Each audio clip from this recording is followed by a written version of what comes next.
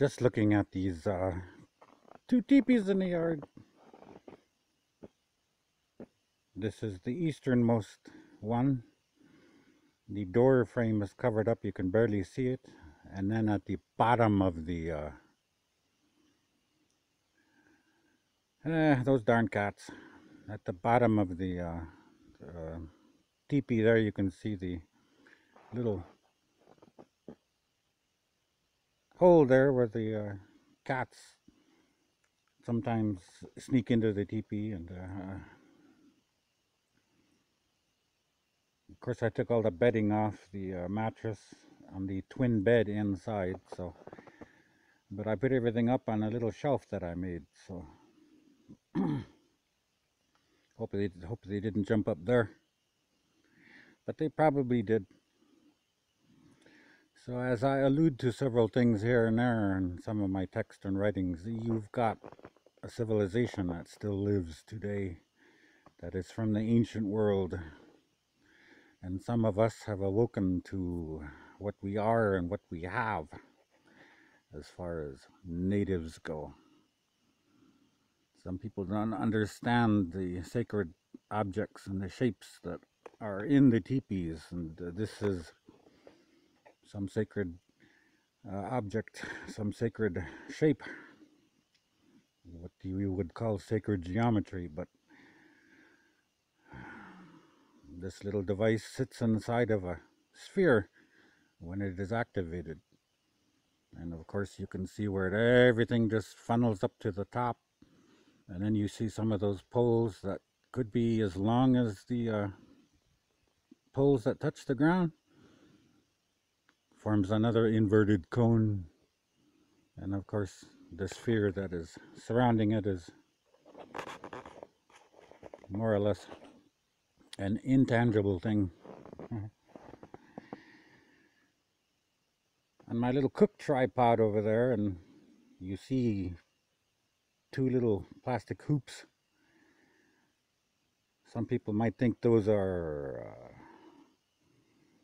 just kids' items and things that little kids use and little girlies use and play hula hoop, or maybe some exotic dancers will know how to use those devices, but those are other formations or other items that you see around you and right in front of you, even if you're not a native.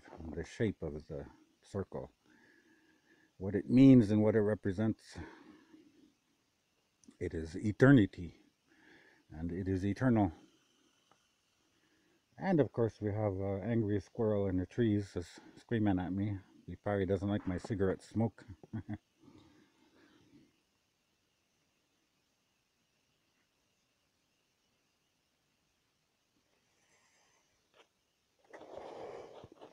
My native culture would rather keep things simple with the circles and the ovals and the little arrows that you would see, triangular shape, cone shaped. They would rather keep those things simple as far as access to other worlds or to other places. We don't need to, we never did have to build fantastic millions of moving parts, particle accelerators and so on.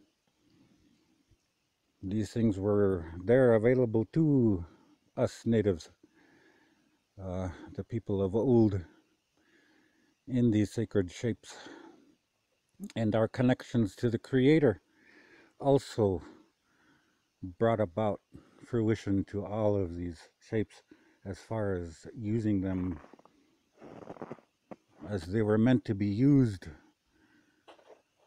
Not just shelters, not just places to sleep or to sit in and entertain guests and so on. These were actual ships, they were craft, they were vehicles at times into the sub-zero regions of space and through the air of any planet and also into the planet through the rock.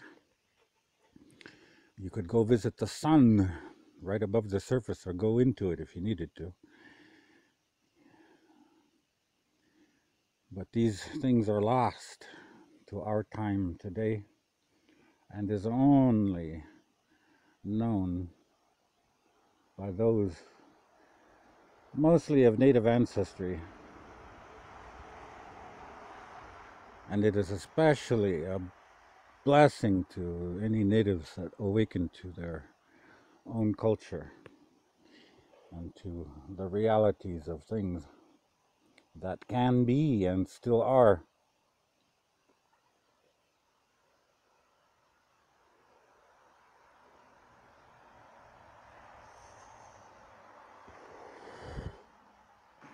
Of course, those little puffs of smoke that you just saw, I'm smoking, and of course I'm exhaling air, so.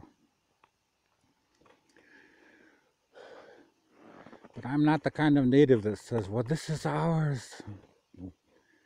Natives only, brown skins only, red skins only. And whatever race or creed or color you inhabit now in mortality, you just fucking need to open up yourself. Find out who you are. I always say meditate, pray. Just let your mind go blank. Don't think of anything. You don't even have to be inside one of these sacred structures. Just find your own little happy space, even inside your head. And always go there.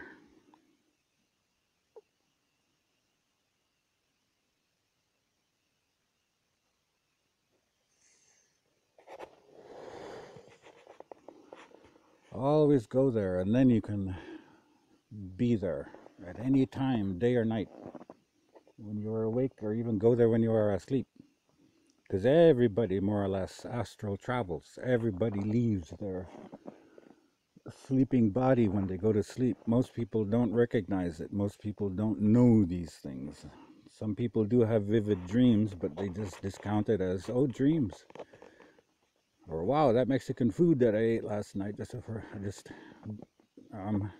for dinner sure upset my stomach and gave me some wild-ass dreams. Well, fucking, your spirit always leaves your body, more or less, and travels. You always run around the place. You just need to look at some of those near-death experienced people that have written books, and from what I saw of one book or two in the 70s and 80s,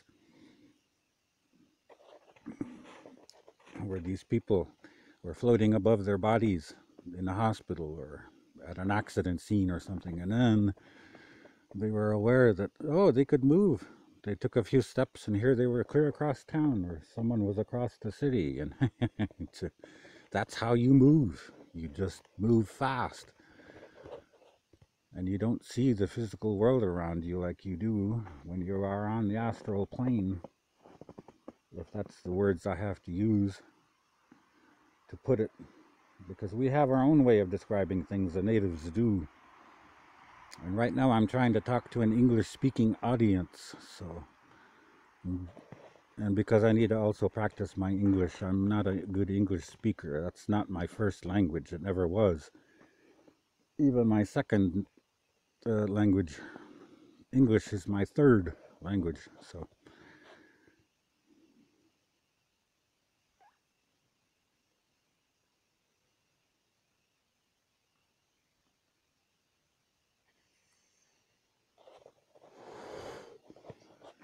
But the answers to everything that we have, if we care to search out such things, are in objects and things around us. You'll have a ladder there. It means you climb up it, go somewhere. And you can climb down too. So, and of course, for me, a jobless, sometimes homeless veteran, hey, I don't need to go to the city to sleep on a park bench. I'll just come out here to my mom's and I'll sleep under that little rug there. And hey, I got my own park bench. I don't need to inflict my homelessness upon civilized society. I can do that in the comfort of my own village. No.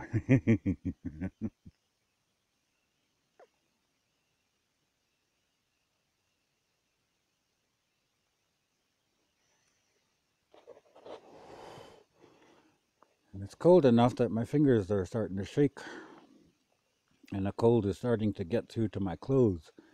I have on t-shirt and some BVD briefs, and then I have a hoodie on over my t-shirt, and a stocking cap on my head, and sweatpants on, and my uh, two pairs of socks, and then one of my military winter boots. So, but these winter boots, they don't keep my feet too warm right now at -3 or -5 at current temperatures right now. So I got to get back to my house and dig out my old moon boots with the felt booty liner and grab my winter socks. Those boots keep my feet warmer, especially when I'm going outside this winter and harvesting trees, like that deadfall tree that you see right in front of you. Here, before it gets too dark, I'm gonna go over there and knock the limbs off of that with an axe, and then cut it with my chainsaw.